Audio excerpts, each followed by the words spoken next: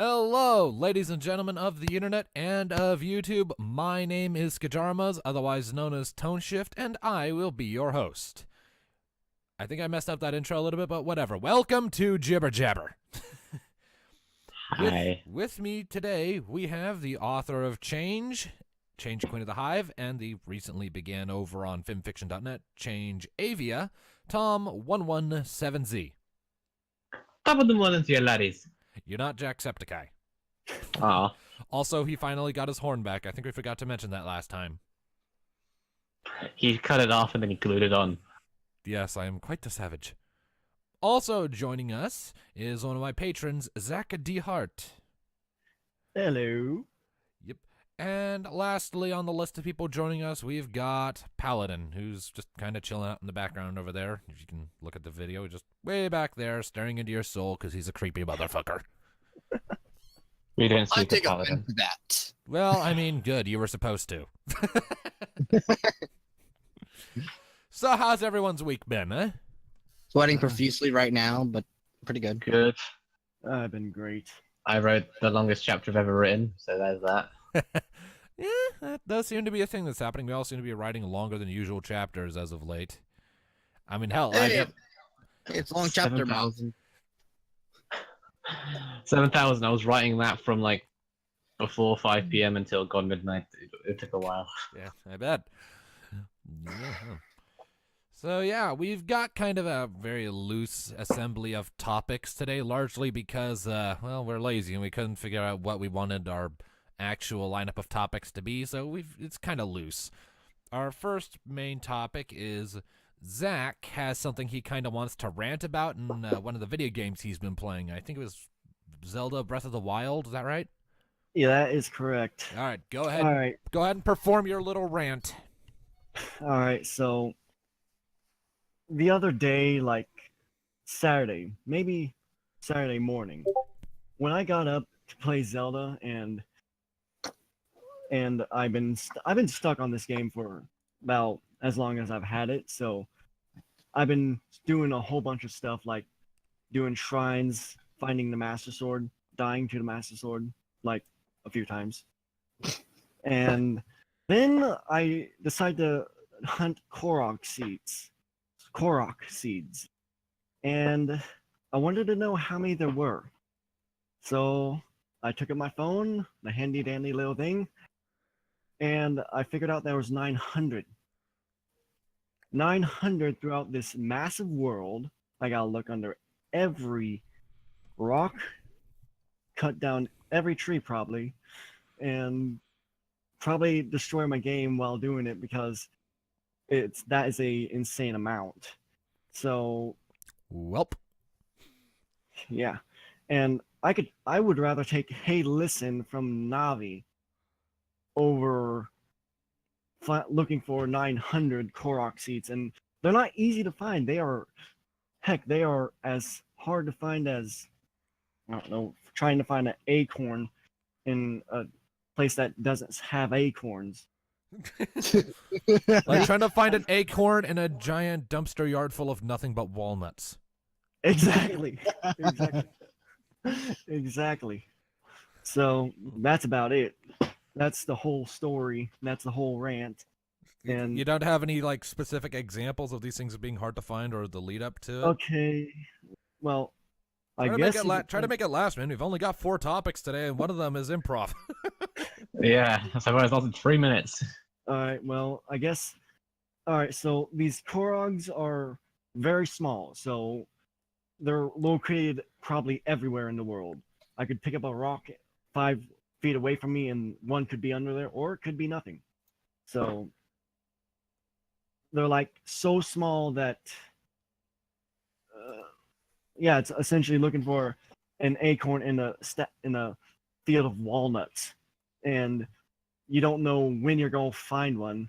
It's just when you do, it takes 15 to 30 seconds to play that cutscene and get through the text. And Oh, each walnut comes with a cutscene? 30 seconds? well, not really. Did they come with the da-da-da-da music? Yeah, actually, yeah. Okay. Give me a second. You said there's like 900 of these things? Yeah. All right, hold up a second. I'm doing some math here. What do you get for getting on 900? Well, they allow you to expand your inventory of weapons and shields and bows. So they're essential. They're sort of essential to the game. There's got to be a point where you have enough.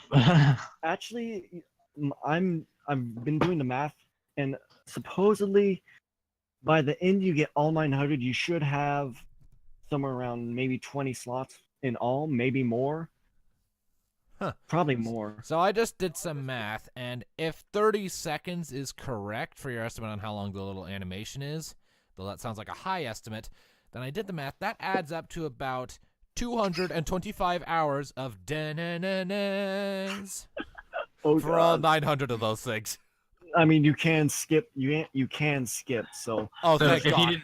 you didn't skip, you spent 225 hours of your life watching a guy collect a thing. there's a guide out there that's 8 hours long. God of War. Watching God of War takes 8 hours, and finding Korok seeds equals about to a full playthrough of God of War. Huh.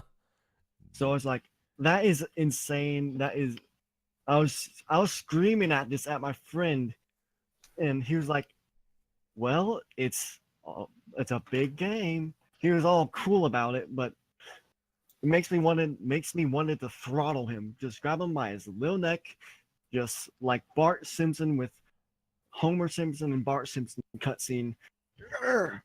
Wring his little neck. There's a point with collectibles when they're tedious. Yeah. I think the FBI is knocking on my door Oh boy. because They found out where you hid the bodies. they find out That I doesn't- know you. Oh, crap. Plus the fact that there's a glitch out there. There's a glitch in the game that allows you to go back to that resets the whole world essentially, and it will essentially allow you to go back to one location and just farm that Korok seat. So take that 900 and think about doubling it to, I don't know, 1800, because because the glitch resets the world, and it resets everything in the world. So essentially, you can go back to every chest. You can go back to every mineable location. You could go back to every, not divine beast, but you could go back to everything and just collect everything again, but not that you would be able to, because you simply don't have the inventory for it. You're resetting everyone's world for a seed. I hope you're proud of yourself. No, not everyone's. It's not online, so I'm just setting my world. And it's I not. mean the NPCs living in the world. Oh, It's going yeah. about their days. They finally achieve something they've been going for a long time, and then their day restarts because someone needs their seed. Yeah, I'm a cruel bastard like that. Evidently. But yeah, Link is the true villain of the Zelda series. I'd hazard a guess that would be correct, because I'm wanting to see what would happen if Ganon wins, and I know what happens if Ganon wins, but we don't really know. If he stays the victor Well, for we- the long term.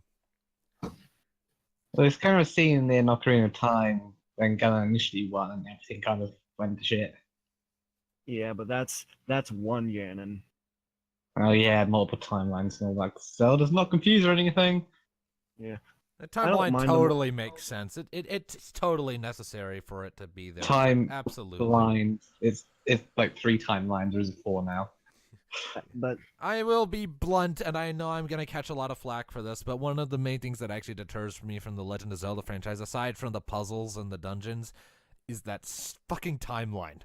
It's trying to figure out how Like- everything fits together. In the back like of my head, I every- just find myself thinking... Go ahead. Saying every ending of Ocarina of Time is canon because every single ending leads on to one of the timelines that has at least one sequel to it. yeah, I do know the timeline.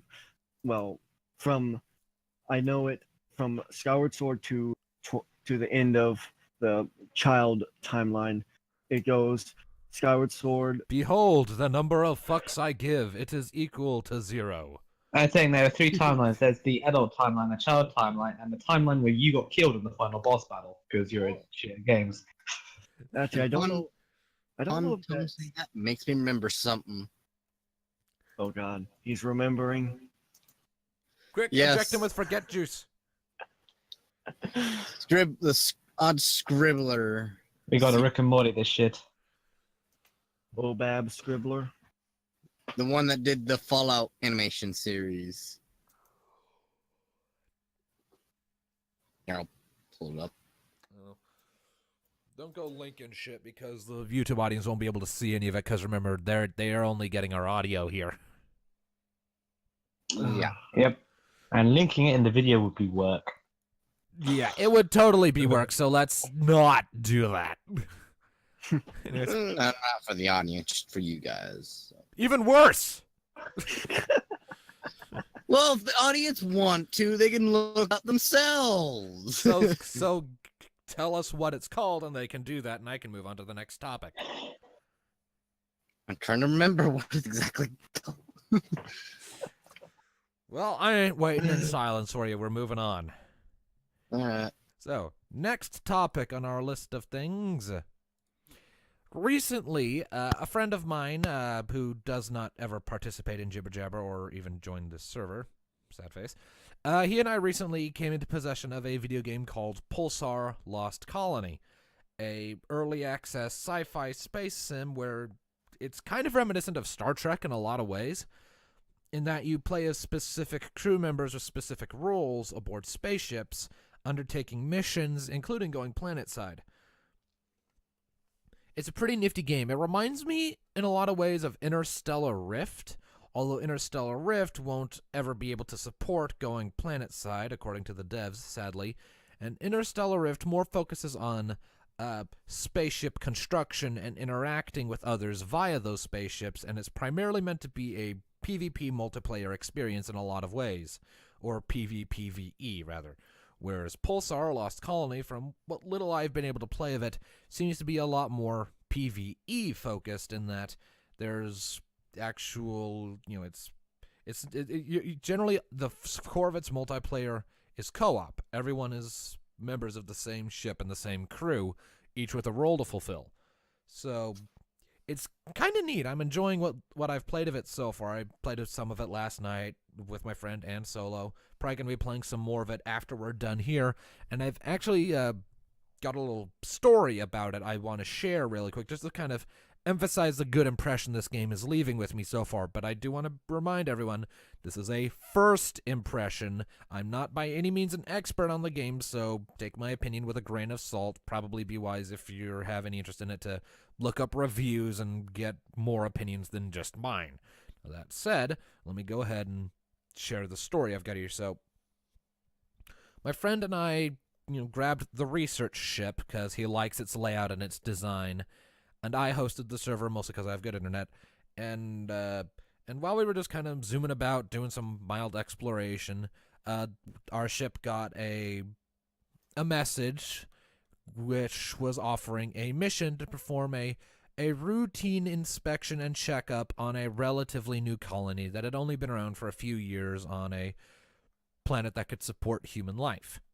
Now, we accepted this mission, and we ran off to this planet, took a few jumps, but we got there. We beamed down, and at first everything seemed fine, more or less. The planet itself was, while the environmental details are kind of sparse, the visual style of the planet was interesting as all hell. It was a very windy planet, very red. There was, plenty of clouds in the sky, but the sky itself, again, was kind of red. There were trees outside the walls of the city with red leaves. They looked kind of like what you'd find on the side of a mountain if they were just red. Everything was freaking red. But reds and pinks and some highly saturated browns, rather. Not the most... Sounds like Mars. Kinda, but I mean, there's life on this planet, so... Yeah. And it was more like not dust red, more like sunset red. Sunset, sunrise, reds and pinks. Very vibrant, but very dusty, so kind of dreary. The colony had recently attained self-sufficiency, and our mission instructions were to interview a few of the colonists who were important, like the director and the doctor, and also inspect some of the primary facilities, like the center of the facility, and the the center of the facility, the greenhouse that they were using to grow all their food and crops for self-sustainability, as well as interview the general population. Seemed to be going fine. The director seemed confident and assured that things were going well and that the colony would become something well and truly fantastic in the years to come. But the doctor wasn't quite so sure. And this, and it's worth noting, before I actually reached the doctor, I talked to some of the people who were around. One of them said something really kind of creepy when I talked to him. I came into his thing, tried to start conversation, and there are full-blown dialogue trees in here, by the way.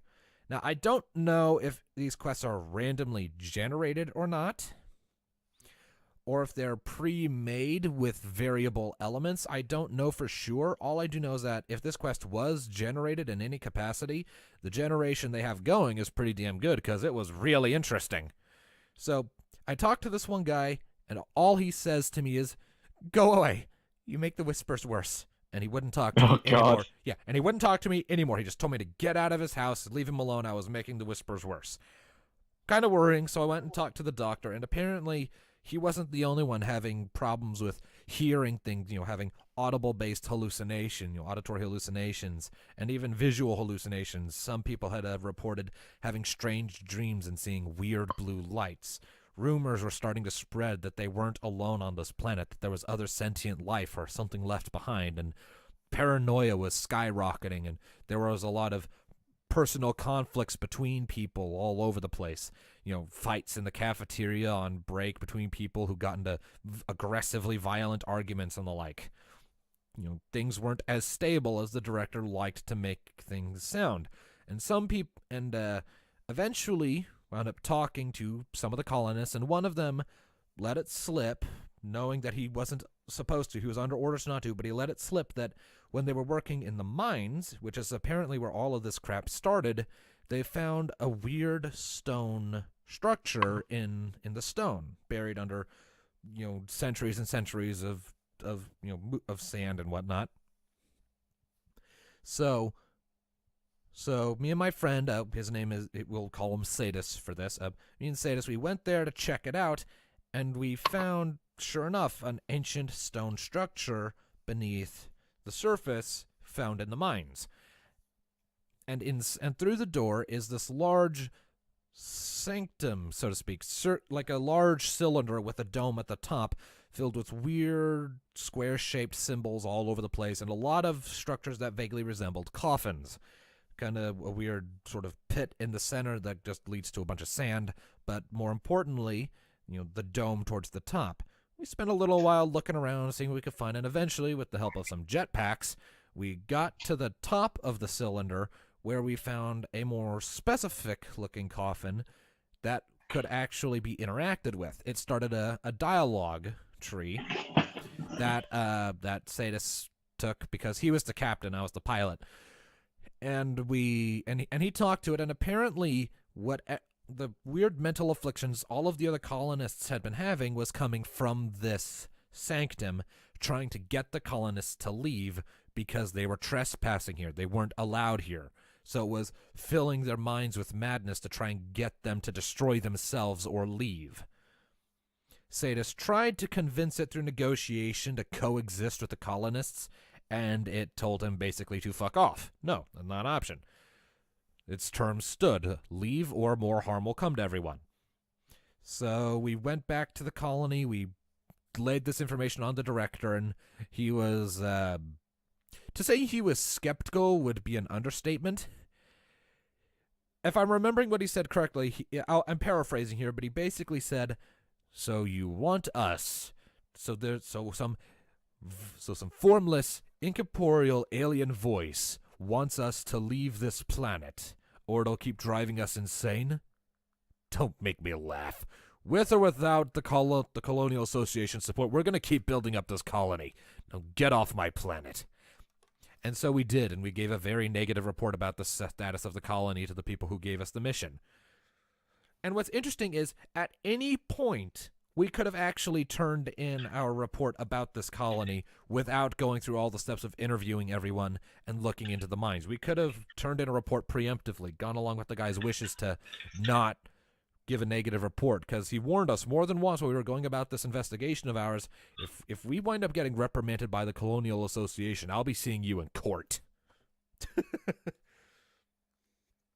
So he was very serious about it, and at any point we could have respected that wish and given a positive report and just moved on and forgotten about the whole sanctum thing. We didn't, of course. We continued our investigation because a lot of these colonists were innocent and they were being hurt mentally and physically. One of them had actually tried to commit suicide by jumping off the roof of the colony center. We survived with some broken bones, but still, point remains.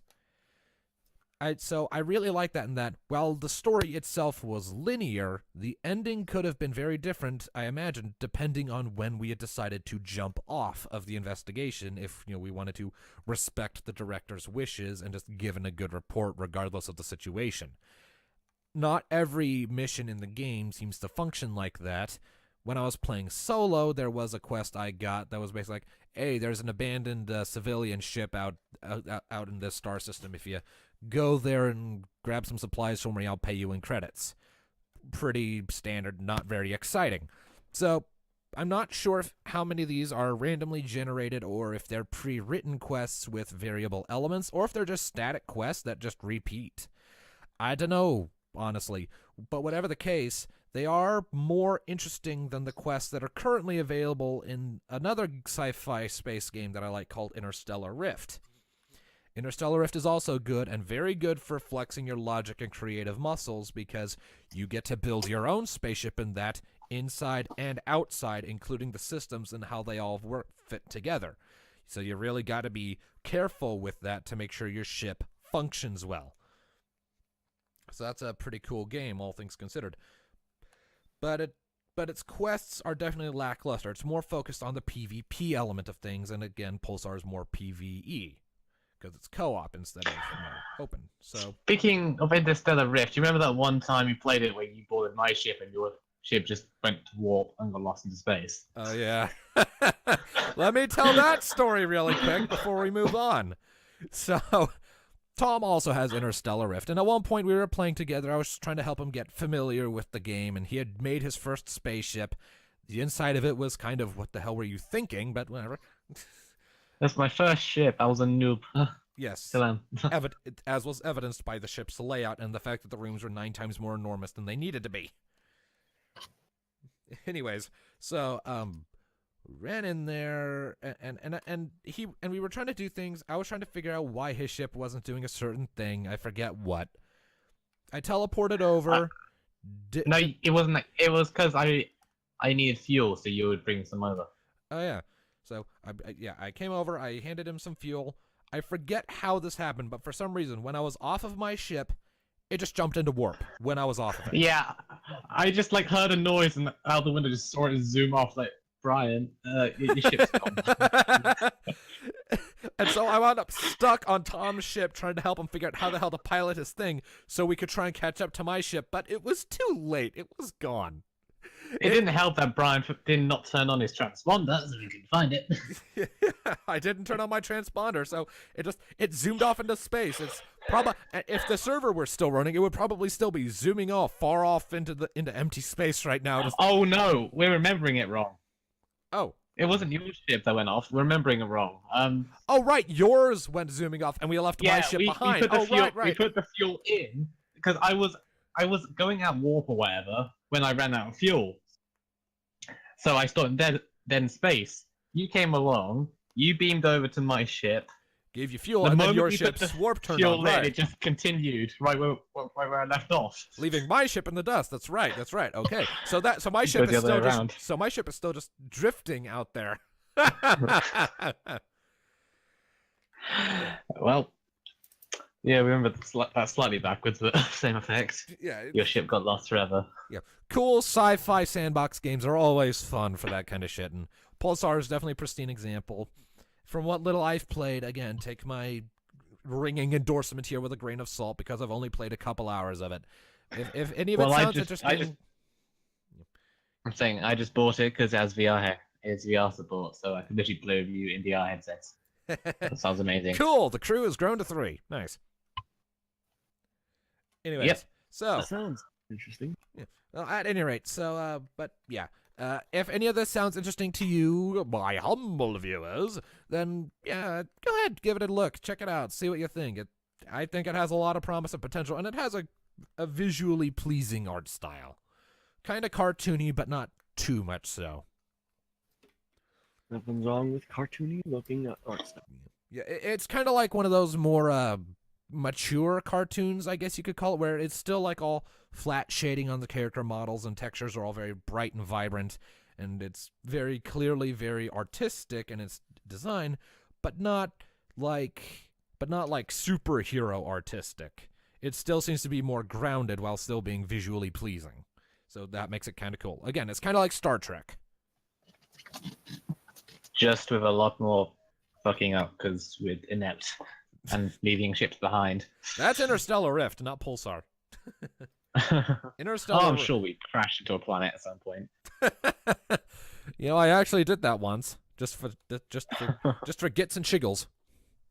And speaking of gits and shiggles, our next topic is, oh boy, we are going to talk about. It's typically American.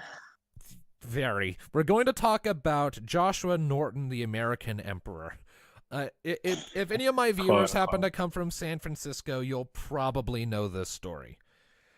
But I only learned about this last night, and the rest of you only learned about it today. I just searched it up, and then I saw it in the topics list, and I face palmed quite a lot. I just think it's kind of a fun story to share and talk about. It's just kind of fun, and I just kind of want to gush about this a bit. So for any of you in the audience who don't know, Joshua Norton was born in like early 1800s or something in Europe, and spent like apparently a lot of his youth in South Africa as part of the colonizing efforts or something. Eventually, though, he wound up futzing over to San Francisco in the 18-somethings.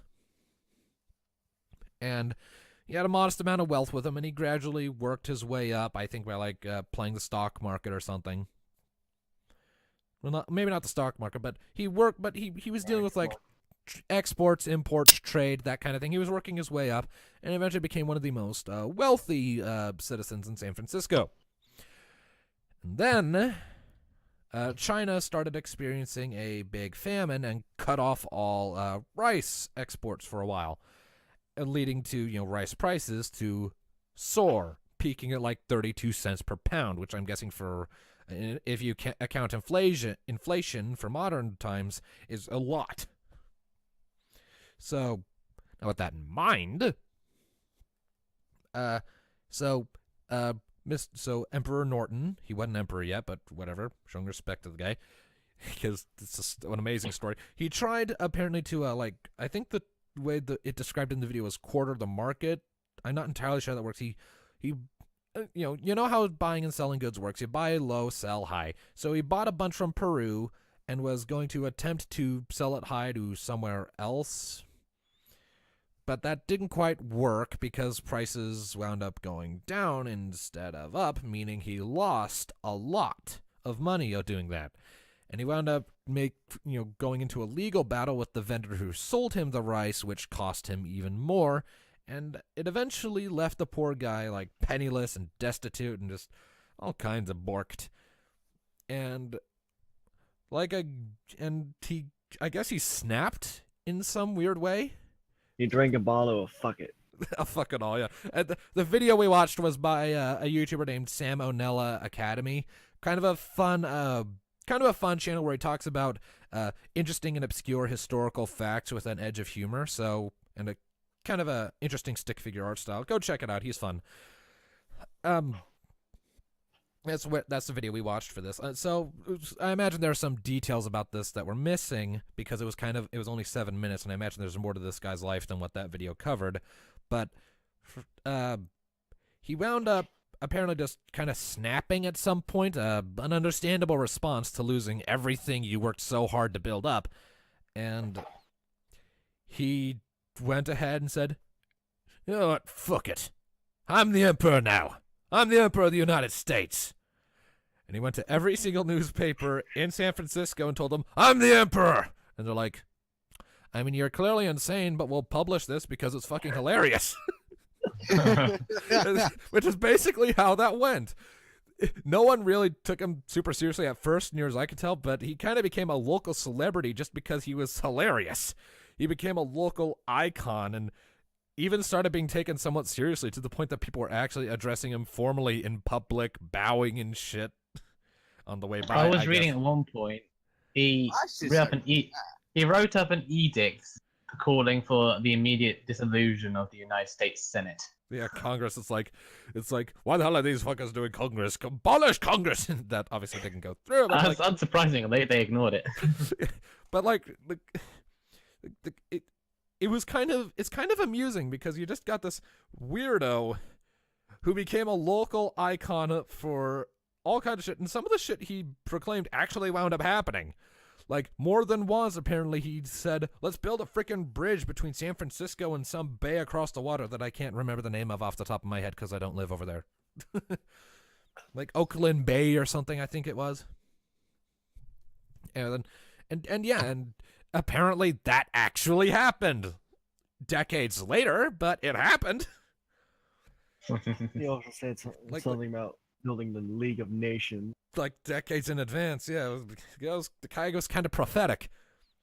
But he was also kind of just a weirdo in a lot of ways. Just apparently apparently saying Frisco instead of San Francisco is enough to net you a $25 fine. And a lot of people people in San Francisco apparently still feel kind of strongly about this, though I don't know that for sure. I don't know anyone from San Francisco. Again, if anyone in the audience is from San Francisco, feel free to debunk or confirm anything we're talking about here.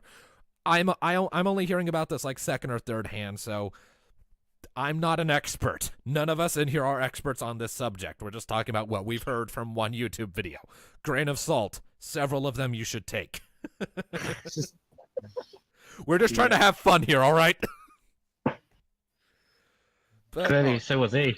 Yeah, I mean, near as I can tell, he probably had plenty of fun with that, even though he was in kind of an impoverished living situation for the Emperor of the States.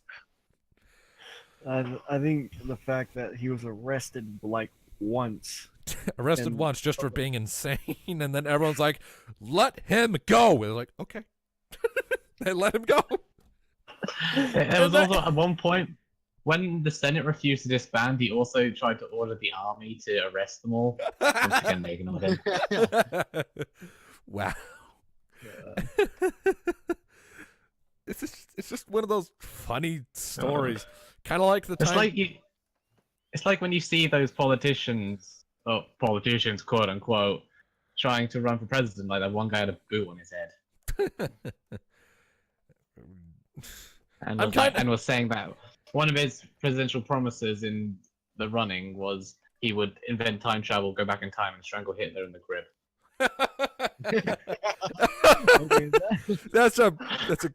That's a fun promise. If nothing else, it shows he had a sense of humor. I need to see if I can find it. It was on a comedy show we have here in the UK. Hold on.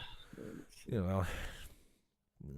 But yeah, it kind of reminds, like, there are all kinds of weird and funny stories about obscure bits of history all over the world like that. Like, you know, Joshua Norton, the American Emperor. There was also a time where like Australia fought a war against a bunch of birds. I think it was like Vermin Supreme. His name was Vermin Supreme. Right. But I mean, like the Australia thing I'm talking about. I think it was like, it wasn't geese. I think it was ostriches. I don't know. It was some type of long-legged bird, and they weren't native, I think, to Australia. They were causing problems, and a lot of people were getting upset about these ostriches, and so they kept asking the Australian government, will you do something about these fucking birds? And so eventually, Australia said, all right, fine, we'll do something about these fucking birds. They gave a few guys some guns and sent them out there to try and shoot a bunch of the birds, and they maybe killed 20 of them. Because these birds are fast, not dumb, and surprisingly thick-skinned. They have a pretty genius tactic when they're being attacked by predators called the scatter tactic. A lot of prey animals do this when they travel in packs to confuse the predator, make them pick targets. and by the time they were actually able to down one of these birds with their guns, the rest would have gotten away, and they'd have wasted several shots just trying to hit this one that can run really fucking fast. So Australia lost a war against birds. Speaking, I I love Australia because they gave us Steve Irwin, but oh my god, I have to be able to mock something, right? That is laughable. That is amazingly laughable, but I still love Australia. There was a town in Russia who wanted to get rid of pigeons, and their plan to do that was to soak bread in wine, get them drunk, and then ship them out in the night. Did it work? No. Go figure. Why am I not surprised? Yeah, I think This is a the quote was genius something. idea. The quote was something along the lines of, "They get them so drunk they pass out and wake up somewhere else in the morning." But I mean, There was a town in Russia that actually tried to do that, and it didn't work out for them. I wonder why. Oh my God. god, that's hilarious. Humanity has had a history of stupidity, and it still grows along. There was an experiment here in the UK at one point where people were a couple of researchers, those people that think they're scientists but aren't, tried to modify birds by giving them like some special bird feed that they hoped would turn their shit into soap. What? What? So they would shit soap, I mean, which is disgusting. I mean, if they could actually pull, thanks. if they could actually pull that off, that would be incredible. Europe Well, would be a much spoiler cleaner alert, place. Spoiler alert, it was still shit. It was just slightly bubbling. Oh god. That Bubbly shit. Oh boy. Great Yummy. success. Yummy. Like, oh that it seems every time humanity has gone to war against a bird, it's gone badly. I mean, have you seen Jurassic Park? I get it, because birds are descended from dinosaurs. Yes. So yeah, I get the feeling we could just keep talking about obscure history for the rest of this jibber jabber, and we'd be fine. It's funny. We can win a war against each other, but we cannot win a war against the feathery flightless things. It's because nature just looks at us and wonders what we're doing. I mean, you see, it's the thing about. You see, I'll derive an analogy from Red versus Blue here to help prove my point. The greatest swordsman in the world doesn't fear the second best. He fears the worst, the idiot, because he cannot predict what that person is going to do. In the same vein, the most powerful country in the world is not going to fear the second most powerful.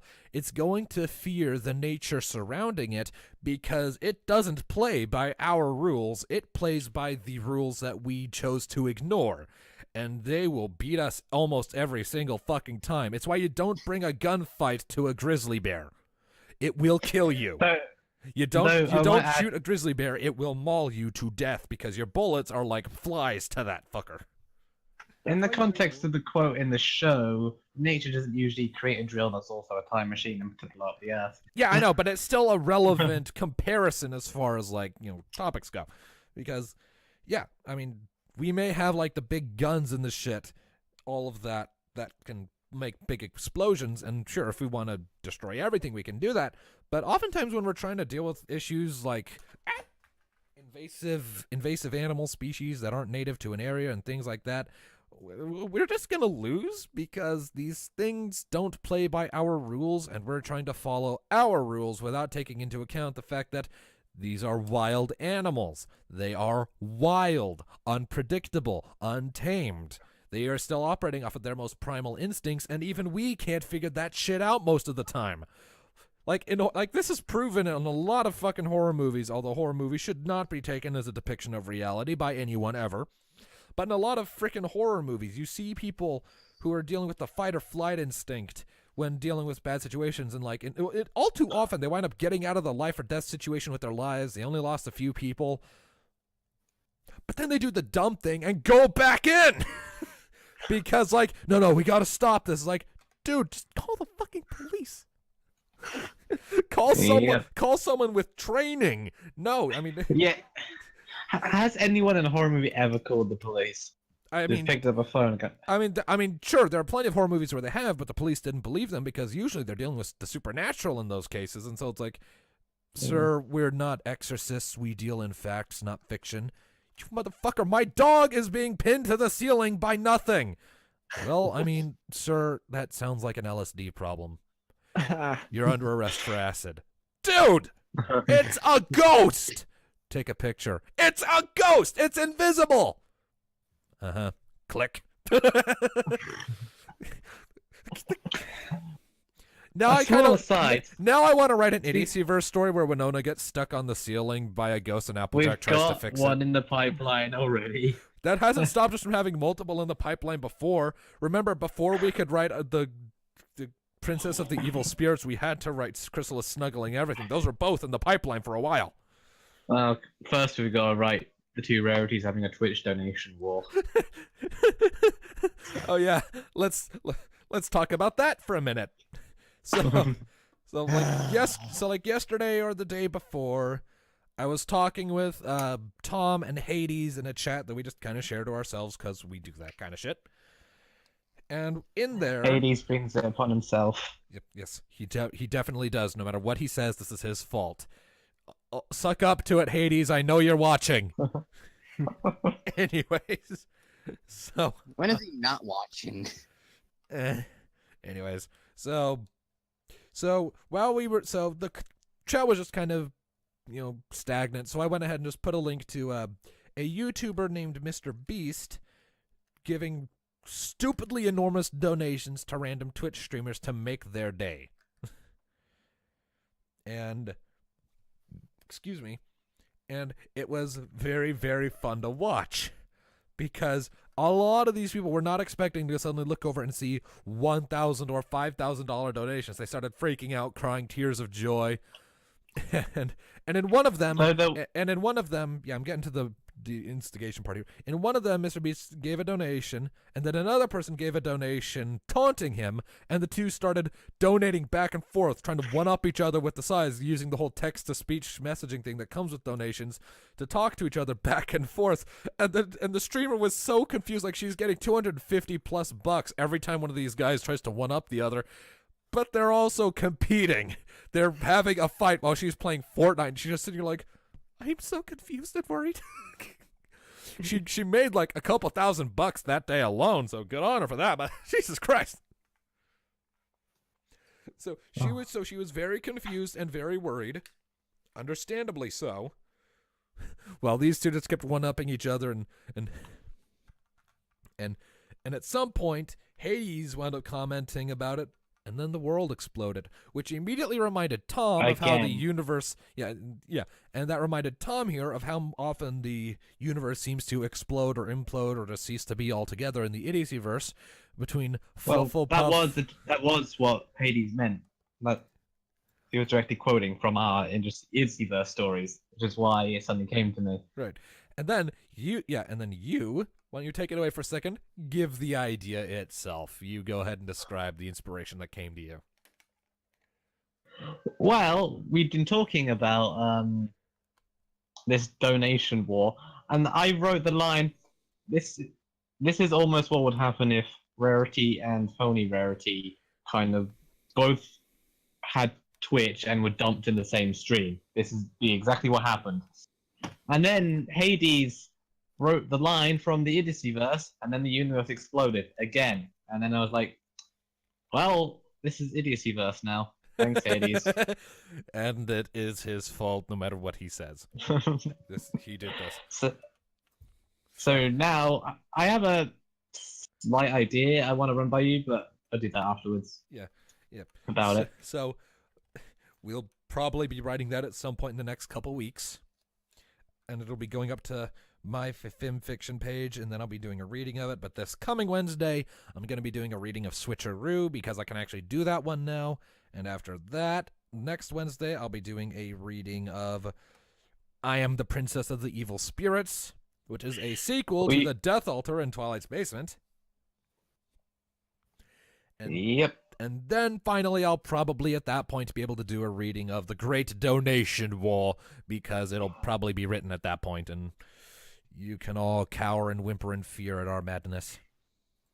At that point, would you be caught up with all Idiosyncratic stories? I think so, yeah. That would be the last one. Hmm. Then I'd be Sweet. all up to speed on this onslaught of horrible madness. Yeah. It's fun working on that series. It's mad. Like, how do we keep adding new stories to it? Because we keep just getting stupid ideas. The ideas that normally would never be written, but because the Idiosyverse is based upon a foundation of shit that should not be written, we keep getting ideas for it. Yeah. Amen. I mean, come on! In the most recent one we put out, Twilight wound up becoming high On coffee. On coffee, And magic that soul was stones. on coffee that was supercharged by dark magic soul stones that contained the souls of hundreds of Pinkie Pie clones. Or whatever the simile of a soul they had anyway. I just love how the first thing she says when Starlight gets up in the morning is, "Did you know I can see dead people?" Or something like that. Yeah, just absolutely That's how you insane. know it's wrong. Just absolutely insane. Twitching face. I was the one who wrote that. It was the perfect way to introduce that something was wrong with Twilight because of this fucking coffee. And I see dead people. And I just love how that's how we decided to make Twilight believe she was the princess of the evil spirits. Make her high on coffee infused with death itself. Dead spirits. Well, Starlight owes her a new coffee maker now. Yeah, and here's the thing. The reason the coffee was infused with the souls of 100 Pinkie Pie clones is because Twilight used the soul stone that had those souls in them as batteries for the coffee maker until she could run to the store to get double A's because they were out of double A's. The shop was actually closer than the batteries, and then the crystals which were buried beneath the ruins of the Golden Oaks Golden Library. Oak. Yeah. Yeah, though she forgot about that, so she told Spike to shut up or she put a dunce cap on him. And as well as defeating Twilight, she wanted to see if she could do it. And then she was high. So wait, Yep. where's the Pinky clones? The mirror pool, where they returned them after too many Pinkie Pies, remember? So basically, she just I thought charged. they were destroyed when sent back. No, they were just sent back. So she then went there, pulled all their souls out, stuffed them in a crystal, and then used that crystal first to power a fake death altar, and then used it Wow. again to power her coffee maker. Well, as I added in the story as a small side note, whatever simile of a soul they kind of had, since they weren't technically living beings, they're kind of more magic shadows, but yeah, same difference. The magic powered it. It was still hundreds it was of a- life. It was still like 100 life forms that had their life force used to power coffee. Yeah, or at least just magic reflections that had the essence of Pinky imprinted on it, so confetti happened when tried using the altar. If that's the case, what was the altar supposed to do? Just glow and make weird sounds? Yeah, it wasn't meant to do anything because it was Flim Flam. It was just a paper mache thing that they made. Right. But Where did Twilight? Yeah. Why did Twilight? Oh yeah, she got it at a yard sale. I wrote that. yeah, and then she only noticed later it said Flim Flam Industries on it. Someone else needs to talk about something. I've kind of been rambling for most of the stream. Or not stream, it's video. I'm taking the spotlight. Someone go. I'm just looking at the film fiction of everything that you've written. Well, that's a lot. Yeah, I've got quite the list. Well, I was gonna add, since we mentioned Red vs. Blue earlier, has anyone been watching the latest season of Red vs. Blue? I've been been watching it off and on. Yeah, it's kind of Wait, they came out with another season after they saved Earth? yeah. I mean, it's Yeah, only, season it's, 16 is currently running. It Although picks it's up o- immediately after 15. although it's only on Rooster Teeth's website. No, I thought they'd have it on YouTube. They do not. Not yet. I'm working through it slowly. It's not jiving with me quite as well as past seasons, mostly because I think No, I feel. it's Go ahead. saying it's not really resonating with many people at the moment.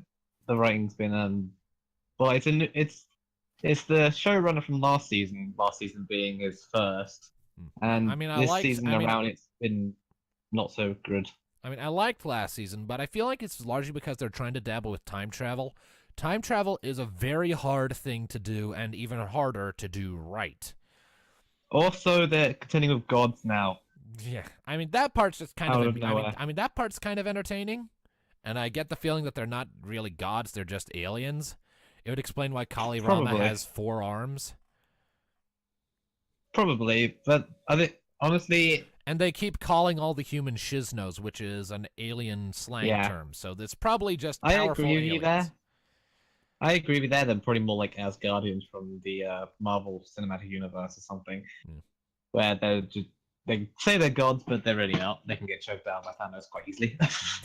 um, Very long lived.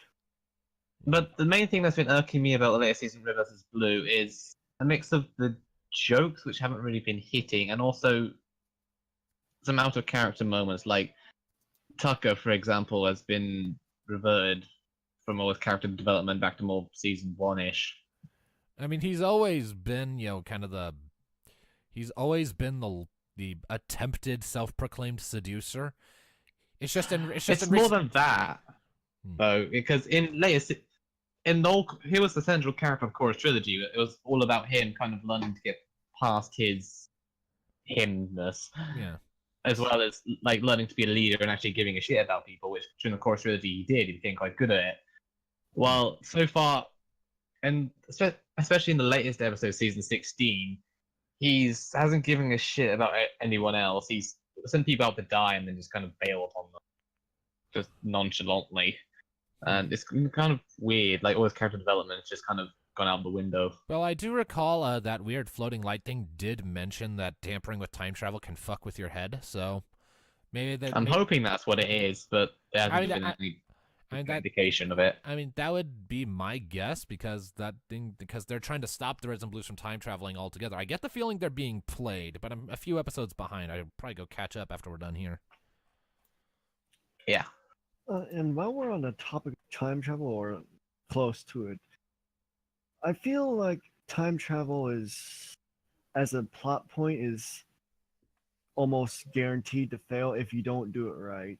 It definitely is one of the hardest plot devices to work with narratively. I can name If- Much of it only. would I can never name, go right. I can only name one instance where I think it was done particularly well, as far as like big things go, and that was the video game Chrono Trigger. Yeah, I played that as Yeah. well. Although, I felt like it did well. Although there are a Because- couple of other cases where time travel is done all right. One example is a fan fiction that I think I've mentioned on Jibber Jabber a couple times called What Didn't Change, or What Didn't Happen, or whatever. And it's an alternate universe story where the whole catalyst is that in the distant future of the canon universe, Twilight, it is implied that Twilight was an immortal in this one. And, her friends all died off eventually, and she was dealing with the grief from that, went into a self-imposed exile for a little while to sort of get her head together, come to grips with all the things that had happened and some mistakes she made in the wake of it all. And when she came back, she wound up getting a new student that she tried to teach up, but something went wrong, and the student wound up jumping back in time, trying to completely undo all of Twilight's work in her life for reasons that Twilight is desperately trying to figure out, where I left off at in the story. I see she's following Celestia's school of how to do students. Yes, well, as it is. So, and the story starts like mid-season 1 or somewhere in there as far as like chronology goes, and a lot of shit is different. At first, it just seems like Nightmare Moon's been in power for a while, and everyone's kind of adapted to it. Like, she's definitely a harsh and tyrannical ruler, but everyone's getting by and managing to make the most of it. Like, it's not like total misery. There is some happiness to be found here, and they do have lives. They just have to be a bit more careful about it, and things are strict. But they are managing to get by. Now, let's see here. Okay. So, now past that, it actually opens up with Fluttershy and Rainbow Dash in Ponyville under, the eternal moonlight, And then suddenly Twilight just comes crashing in a giant ball of lavender flames, complete with regalia and crown, element of harmony, all of that. Most of it, except for her element, are all just reduced to molten shit from her impact. Left a gigantic, trench and crater. She sees Fluttershy, she sees Rainbow Dash. She hasn't seen either of them in centuries.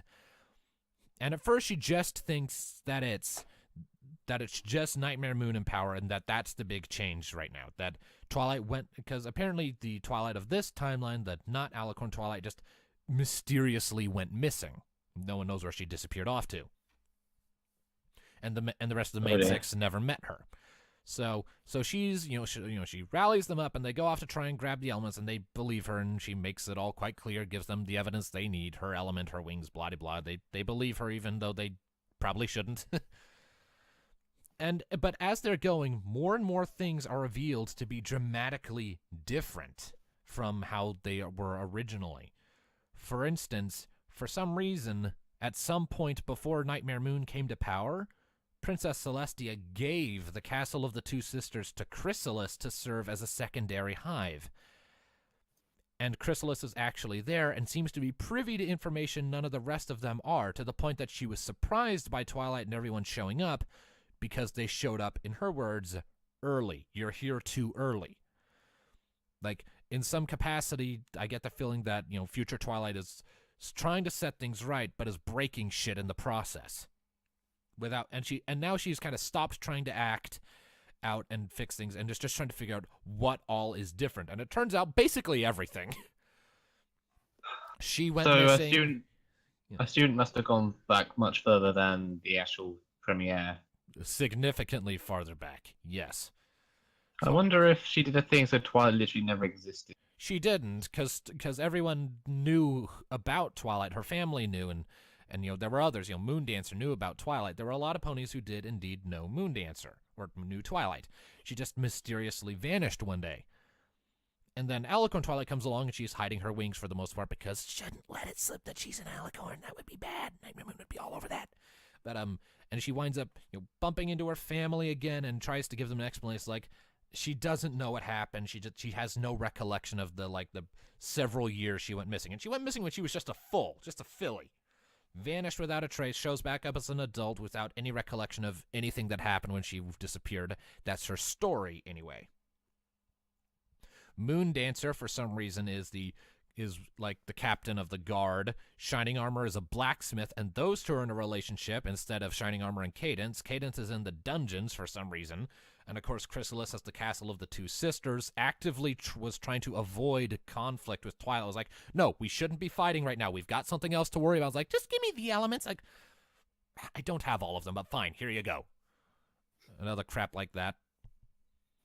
It's Go ahead. Yeah, I haven't finished reading it, so who knows what all that crap actually amounts to. And there's a sequel to it, so I'll probably get back to reading it at some point. It's a bit of a time commitment, though, because it has long chapters between 8,000 and 12,000 words on average from what I read. What's the story called? I believe it's called What Didn't Happen. The cover art is like Twilight's pupils heavily zoomed in with like faded images of all of her friends and shit from the show. I forget the name of the author. Give me a second. I think I can find Found it. Okay. Zeg. Zeg, yeah. It's a fun one. I'd encourage anyone who has the attention span to deal with longer chapters to go and give it a look. It's worth the look. Yeah, I'm just going to quickly input this fan fiction that I've heard a reading of. It's called Hard Reset, and it deals with a lot of time stuff, and I think it does it really well. Yeah. In this case, the time... Go ahead. Doesn't Hard Reset have a really depressing ending? I seem to remember. It has. There's sequels to it, but no, there is a depressing ending. Yes, there's two endings. There's one that, it'll take too long to explain it. So, and don't, for the sake of not spoiling people. Yeah, if anything, there are two definitive endings, but the sequels link into each ending. Right.